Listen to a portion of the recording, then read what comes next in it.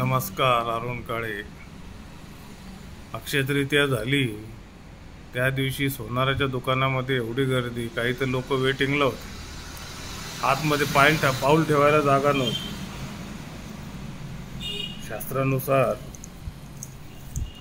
शास्त्रानुसार अक्षय तृतीयेच्या दिवशी सोनं घ्यायला पाहिजे. मग गरिबी कुठे गेली? तुम्ही संध्याकाळी बघा, जर सहज तुमचं नजर एखाद्या दारूच्या दुकानावर, समजा गावातून फिरताना जर दारूच्या दुकानावर गेली, जेवढे काही दारूचे दुकान आहेत, अक्षरशः रॅशनच्या दुकानापेक्षा जास्ती गर्दी दिसते. कुठल्याही बार समोरून जा, बार समोर म्हणजे गाड्या इतक्या लागलेल्या असतात, ट्रॅफिक. आतमध्ये जा, गर्दी. म्हणजे दारूच्या दुकानामध्ये गर्दी, बारमध्ये गर्दी, अक्षय तृतीयेला सोनं घेतानाची गर्दी, कार विकत घेणाऱ्याची संख्या वाढायला लागली आहे. म्हणजे परवा कोण बोलत होतं, मला वाटतं राज ठाकरे बोलत होते की पुण्याची लोकसंख्या 70 लाख आणि गाड्याची संख्या 72 लाख. म्हणजे गाड्या लोकसंख्येपेक्षा जास्ती गाड्या आहेत. रोज मोटरसायकलीचं विक्रीचे आकडे वाढतातच आहे, कारचे आकडे वाढतातच आहे, घर विक्रीची रजिस्ट्री ऑफिसमध्ये वाढतातच आहे, GST वाढतीच आहे.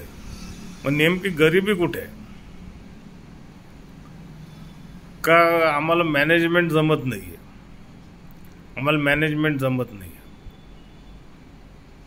पण ह्या सगळ्यामध्ये एक दुःख मात्र नक्की आहे की शेतकरी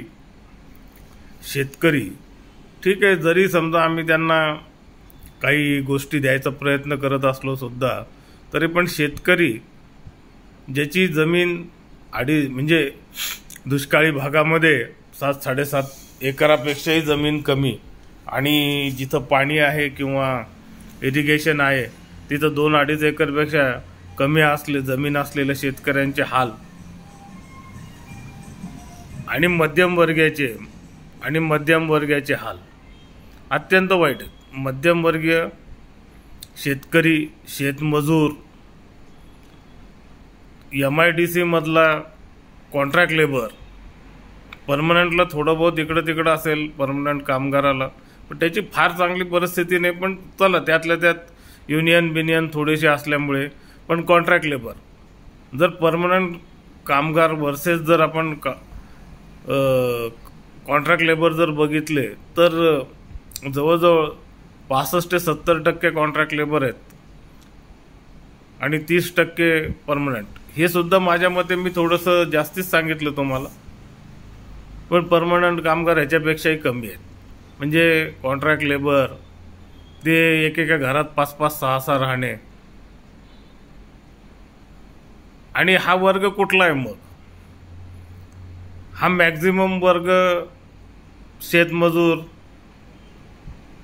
दलित, आसामी, बिहारी, झारखंड, UP ह्याच एरियातून आलेले आहेत. म्हणजे एकीकडे सोनाराच्या दुकानामध्ये गर्दीचा उच्चांक तुटतो, किंवा दारूचे दुकान, बार, गाड्या घेण्याचं प्रमाण, GST भरण्याचं प्रमाण, इन्कम टॅक्सचं प्रमाण, आणि दुसरीकडे हा शेतमजूर, शेतकरी, प्रायव्हेट कंपन्यांमध्ये काम करणारा कामगार, कॉन्ट्रॅक्ट लेबर, परमनंट वर्कर, झोपडपट्ट्यात राहणारे असतील. काही लोक त्याच्यामध्ये राजकारण असेल, त्यांना तिथं बसवलं गेलं असेल, काही जाती लोकांचा एरियामध्ये डिवाइड झालेला असेल, तरीसुद्धा ह्या ज्या 2 गोष्टी आपल्याला दिसतात वेगवेगळ्या, हे अत्यंत विदारक चित्र आहे. आणि कुठल्याही आत्तापर्यंतच्या राज्यकर्त्यांनी हे विदारक चित्र कमी करणे शक्य नाही. म्हणजे काही जे प्रश्न सतत शेतकऱ्यांचे प्रश्न आहेत, ह्याच्यावर चर्चा खूप होते, मोठमोठ्याल्या गप्पा होतात, ह्याच्यावर राजकारण होतं, ह्याच्यावर निवडणुका लढल्या जातात, पण तो प्रॉब्लेम सॉल्व्ह करता येत नाही. का होत नाही याचं आम्हाला काही फारसं कारण कळत नाही. त्याचप्रमाणे आता MIDC मधला कामगार भयानक प्रकार आहे. मी तर माझं MPhilचं म्हणजे MPhil केलं त्यावेळेस मी कॉन्ट्रॅक्ट लेबलवर माझं लिखाण आहे. तर अत्यंत विदारक चित्र आहे. त्यांना जेवढ्या प्रकारे लोकांना म्हणजे कामगारांना त्या पिळवणूक करून घेता येईल सगळ्या प्रकारची पिळवणूक आम्ही करतो. मध्यमवर्गीय म्हणजे कोण की क्लरिकल जॉब करणारे, ठीक आहे त्यांचा पगार कमी असेल, काहीतरी त्यांना शाश्वत आहे, पेन्शन मिळते वगैरे वगैरे, पण तो मध्यमवर्गीयाला कुठली सवलत नाही, कुठली सुविधा नाही, कुठलं आरोग्यासाठीचं नाही, कुठलं इन्शुरन्स नाही, त्यांच्या मुलांना शिक्षणात काही हे नाही, कारण त्यांचा पगार कदाचित 8 लाखाच्या वर जात असेल, त्यांना राहायला घर नाही, त्यांना संरक्षण नाही. जर ते कुठल्या एखाद्या जातीचे असतील तर कदाचित थोडं बहुत ते जातीचं संरक्षण असेल, पण ते त्यांना कुठलं संरक्षण नाही. मग नेमकं हा देश, ही लोकशाही, हे संविधान, ह्या निवडणुका कोणासाठी आहेत? मग कोणासाठी ह्या नेमक्या निवडणुका ह्या कोणासाठी आहेत? आज आम्ही रिटायर्ड होऊन 4-4, 5-5 वर्ष झाली. आम्ही क्लर्क पासून जनरल मॅनेजर पर्यंत पोहोचलो, पण आम्ही मध्यमवर्गाच्यातून बाहेर आलो नाही. ना कुठे बाहेर फिरू शकत, ना जाऊ शकत, ना कुठला पैसा वाचवू शकत, ना पोरांना शिक्षणाचे फार चांगल्या ठिकाणी देऊ शकतो असंही नाही आहे. मी नेमकं काय हे समजत नाही.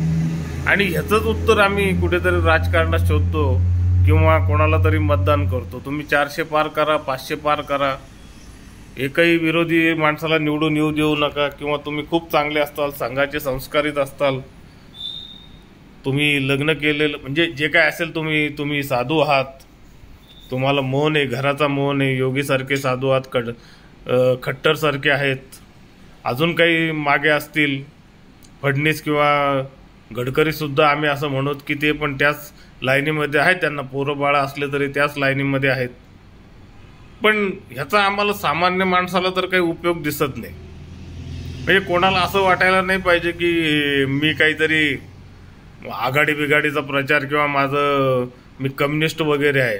मी लहानपणापासून संघाचा कार्यकर्ता आहे, मी शाखेत गेलेलो आहे, मी पोळ्या जमा केलेल्या आहेत, माझ्या घरी फुल टाईमवर जेवायला होते, मी विद्यार्थी परिषदचं काम केलेलं आहे, BJPचं काम केलेलं आहे. त्याच्यामुळे मी असं काही कोणी समजायचं काम नाही.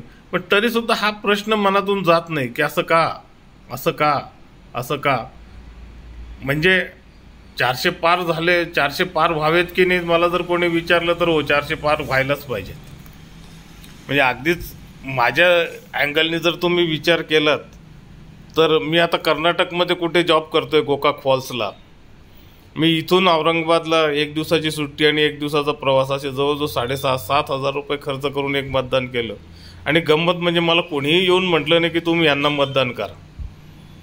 माझ्या आयुष्यामध्ये जेवढ्या निवडणुका झाल्या, जेवढ्या निवडणुका झाल्या, मी प्रत्येक निवडणुकीला मी मतदान केलं. आणि ते पण फक्त आणि फक्त भाजप प्रणित किंवा भाजपने जिथे सांगितलं तिथं. म्हणजे एवढ्या दिवस छत्रपती संभाजीनगरमध्ये आम्ही बाळासाहेब ठाकरेंच्याच शिवसेनेला मतदान करत होतो, जो आमचा पक्षाचा किंवा आमच्या संघाचा म्हणा किंवा विद्यार्थी परिषदचा म्हणा किंवा BJPचा म्हणा, जुन्या जनसंघाचा म्हणा, जो आदेश होता तो आम्ही पाळत गेलो. आणि हेही सांगतो की मी मरेपर्यंत फक्त BJPलाच मतदान करणार. याच्यात मग काही कुठली शंका नाही. म्हणजे भयानक राग आहे मला, खूप गोष्टींचा राग आहे, पण तरीसुद्धा मतदान मी त्यांनाच करणार. त्याबद्दल तसं कोणी शंका माझ्याबद्दल घेऊ नये की मी अचानक बोलायला लागलो, असं बोलायला लागलो. पण वाईट खूप वाटतं, कुठलंही संरक्षण नाही. आता मी विद्यार्थी परिषदचं अगदी जोरदार काम केलेलं आहे. तर आता विचित्र वाटतं की आम्हाला कुठलंही आता निवृत्त झाल्यानंतर आम्ही एकाच ठिकाणी काही 10 वर्ष कंटिन्युअस काम न केल्यामुळे आम्हाला PFची पेन्शन नाही, व्यवस्थित कुठलीही पेन्शन नाही, आरोग्यासाठी आमच्याकडे काही नाही, बाकीच्या कुठल्याही गोष्टी सवलती नाहीत.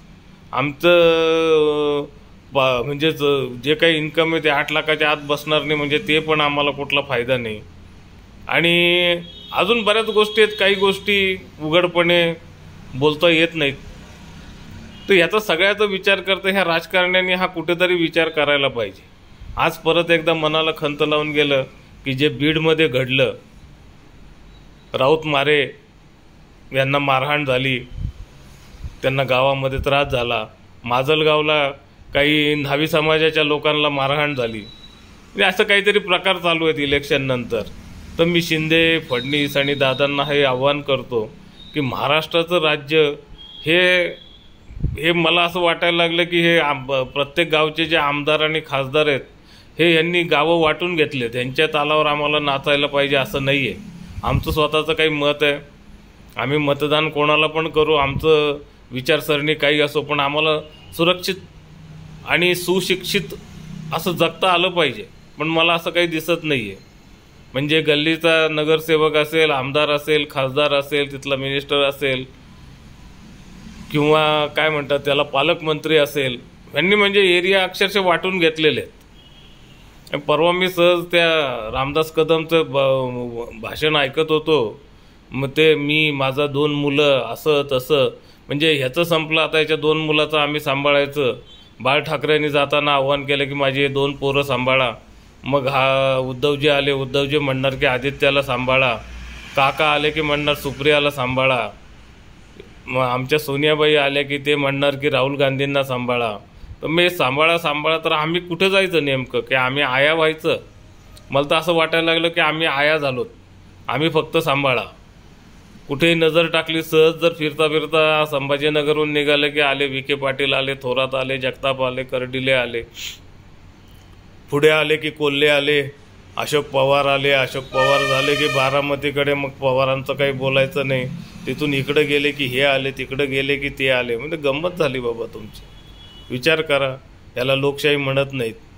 मला असं वाटतं की प्रत्येक माणसाला जास्तीत जास्त 10 वर्षाची टर्म, ती पण जास्तीच आहे खरं तर, एकच टर्म द्यायला पाहिजे. म्हणजे काहीतरी सुधारणा होईल, लोकशाही जगेल, लोकशाही राहील, वाचेल. धन्यवाद. अरुण काळे.